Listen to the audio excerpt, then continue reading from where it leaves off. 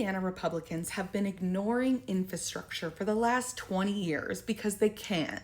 Because for the last 20 years, Indiana has been under a one-party rule of Republicans. And now our utility costs are skyrocketing. And a lot of people feel like they can't keep up with the rising costs. So now Indiana is trying to find a renewable resource. However, they've landed on these data centers, and they're quite controversial. Data centers are essentially big warehouses that house large batteries to store energy during times that energy costs are low, so that when the energy costs are high, they can release the battery stored energy so that it can lower the cost of energy for Hoosiers.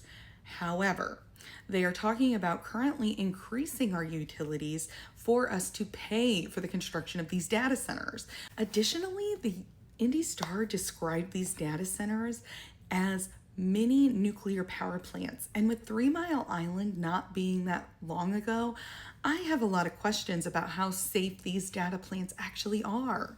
And with how cloak and dagger it seems to be, and there seems to be a lack of information and information that's not matching up with each other, because I've read several articles on this and their information doesn't match, makes me think that there's something more nefarious going on, that they know that there's going to be either a price hike for Hoosiers or that it's going to hurt our environment or some other negative impact that they're not telling us. So make sure you're digging into this and paying attention and contacting your local representatives.